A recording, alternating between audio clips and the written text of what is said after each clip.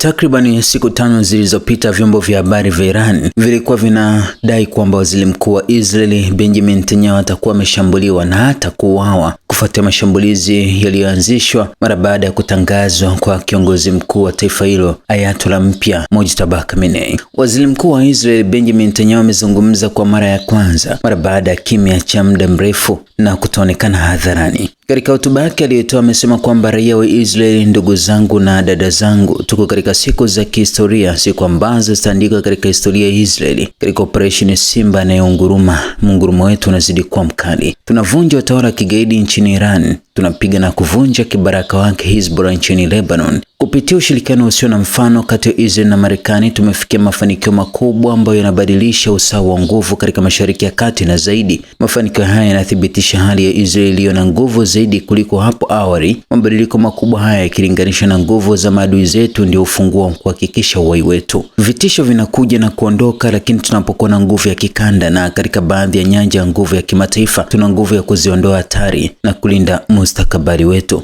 Mwaka 1993 nilichapisha makala katika gazeti na nikaandika, hatari kubwa zaidi kwa uhai wa Israeli haipo katika nchi za Kiarabu, ipo katika nchi ya Iran. Tangu wakati huo, kwa zaidi ya miaka 30, utawala wa mauaji wa Ayatollah umefanya vitendo vya kudhuru Marekani na Magharibi, lakini kwanza na zaidi umefanya mipango ya kuangamiza Israeli. Ilifanyika hivyo kwa viwango vitatu. Kwanza, ilijenga msingi wa uovu na majeshi ya kigaidi ya Hezbollah, Hamas, Houthi, utawala wa Assad na wengine. Hatua ya pili, ilifanya kazi ya kuanzisha jeshi la makumi ya maelfu ya makombora ya hatari ya balistiki. Na hatua ya tatu, ilifanya kazi ya kuendeleza mabomu ya nyuklia kwa lengo lililotangazwa la kutufuta katika uso wa dunia. Kweli haitaweza kufanya hivyo. Kama waziri mkuu wa Israel nimeongoza operesheni nyingi za wazi na siri dhidi ya Iran na kupunguza uwezo wake, lakini wakati huo tulijenga uwezo wetu wa kijeshi, kiteknolojia na kidiplomasia ili kumpiga Iran kwa nguvu na kuondoa vitisho dhidi yetu. Juhudi hizi zote zimeungana katika vita vya ukombozi, operesheni ya Simba Anayenguruma na kuinuka. Katika vita vya ukombozi tuliharibu sana msingi wa uovu, bado upo lakini kwa uwezo umepunguzwa sana.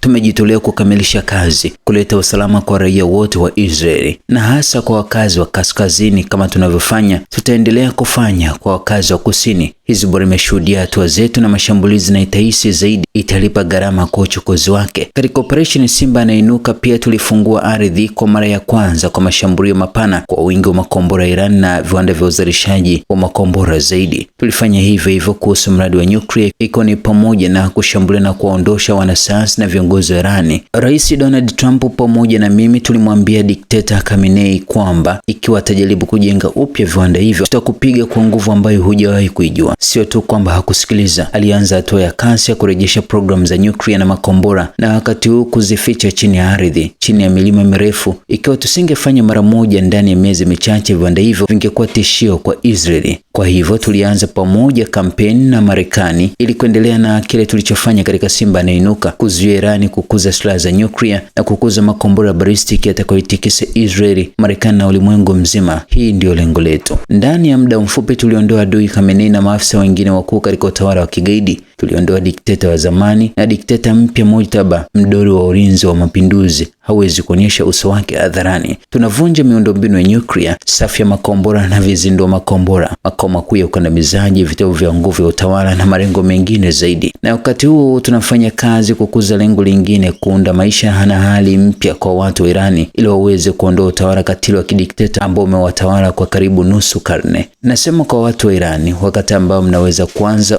njia mpya ya uhuru, wakati huu unakaribia. Tuko pamoja nanyi, tunawasaidia, lakini inategemea nanyi na uamuzi wenu. Hata sasa inaweza kusema kwa uhakika, hii si Irani ile ile tena, hii si Mashariki ya Kati ile ile, na pia si Israeli ile ile tena. Hatungoji, tunaanzisha, tunashambulia na tunafanya hivyo kwa nguvu isiyo na mfano. Tumeunda muungano kama hakuna mwingine na Marekani, muungano na rafiki yetu mkubwa, rafiki yangu binafsi Donald Trump. Tunazungumza karibu kila siku, tunazungumza kwa uaminifu, kwa makini, kubadilishana mawazo na ushauri na kuamua kwa pamoja. Rais Donald Trump aliniambia jambo ambalo nataka kushiriki nanyi muda mfupi uliopita. Aliniambia hivi, uhusiano kati yetu ni imara zaidi kuliko uhusiano wowote uliowahi kuwepo kati ya rais wa Marekani na waziri mkuu wa Israeli. Hatufikiri tu nchi zetu, kizazi hiki tu, tunafikiria pia vizazi vijavyo na mstakabali wa wanadamu.